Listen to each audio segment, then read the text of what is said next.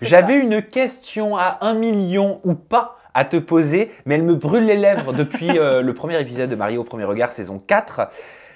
C'est considéré comme une télé-réalité ou un documentaire dans un premier temps?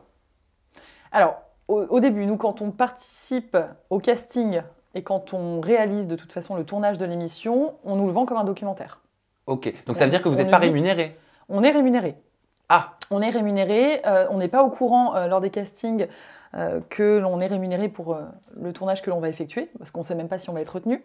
Mais quand on apprend la nouvelle, qui est d'ailleurs diffusée, hein, c'est notre vraie réaction en toute spontanéité, quand on apprend que l'on nous a trouvé une compatibilité, à ce moment-là, on signe un contrat, et c'est là où on découvre effectivement que l'on est rémunéré pour les journées de tournage effectuées. Et alors, vous découvrez quel montant? Parce que c'est intéressant, ça, quand même.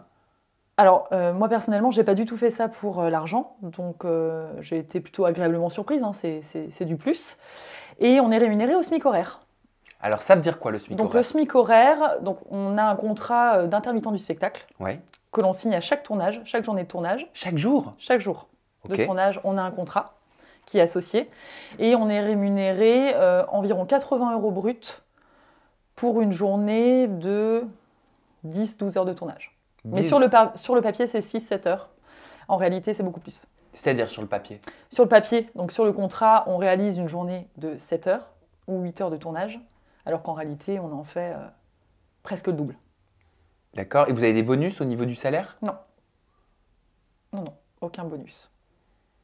Ok. C'est un montant forfaitaire qui est fixé pour la journée de tournage. Et donc à la fin du tournage, enfin d'ailleurs tu vas nous dire combien de temps ça a pris, parce que je crois que c'est étalé sur plusieurs semaines, même plusieurs mois. Oui. Ça te fait quel montant? En tout et pour tout, je n'ai pas calculé. On va dire qu'il y a donc avant le mariage à peu près 3 jours de tournage complet. Ensuite la journée de mariage. Le voyage de noces, c'est 4 jours. 2 jours ensuite quand Adrien vient découvrir mon univers, 2 jours quand je découvre le sien et une demi-journée de bilan. Donc je dirais qu'en tout et pour tout, tu dois toucher, je te donne une fourchette, hein, entre peut-être 300 et 400 €. Pour une quinzaine de journées de tournage. Ok. Ça. Je ne sais pas si c'est très clair, hein, tu me dis. Oui, c'est très clair. Okay. En tout cas, ça l'est beaucoup plus et ça a répondu à ma question. J'espère que ça a répondu aussi aux questions de mes abonnés. Sur Science Avenir, Mélodie, un sociologue, a dit de l'émission que les fameux tests de compatibilité sont une imposture, selon lui, à 95%. Qu'en penses-tu? Alors, j'ai, on va dire, 2 avis. J'ai l'avis avant la diffusion et l'avis après la diffusion. Alors, on commence par l'avis avant la diffusion. Avant la diffusion, je croyais énormément en cette expérience scientifique.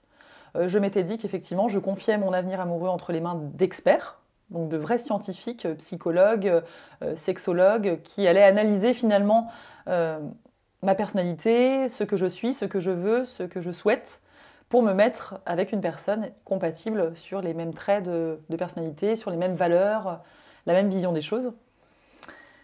Et en fait, quand je découvre finalement les images, en même temps que vous d'ailleurs, hein, on n'a pas notre droit de regard sur le montage de l'émission avant la diffusion, quand je découvre les images, eh bien, je me rends compte que finalement, je ne sais pas si c'est vraiment une vraie expérience scientifique, en toute transparence. Je me dis, j'ai l'impression, en tout cas pour ma part, je ne veux pas parler au nom des autres candidats, mais pour ma part, j'ai l'impression que mon histoire avec Adrien a été très scénarisée.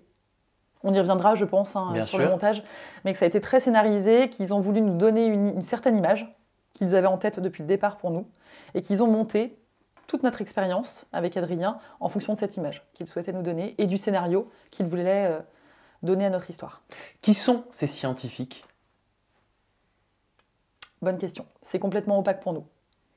Quand on réalise les castings, on rencontre des psychologues, donc les 2 psychologues experts que l'on voit à l'écran, Estelle et Pascal. Oui. On rencontre aussi des psychologues extérieurs à l'émission. Donc ça, c'est pour savoir si vous êtes apte à tourner, c'est ça? Non, tu sais pas? C'est pas vraiment expliqué. Oui, d'accord. C'est pas vraiment expliqué. On ne sait pas d'où ces personnes viennent. Donc je ne veux pas m'avancer. C'est peut-être réellement de vrais psychologues. Et voilà.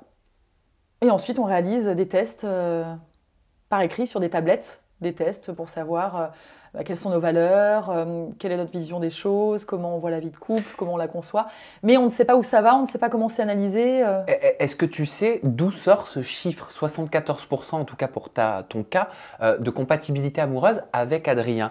Comment est-ce qu'il est calculé? Qui a sorti ce chiffre-là Je exactement? n'en sais absolument rien.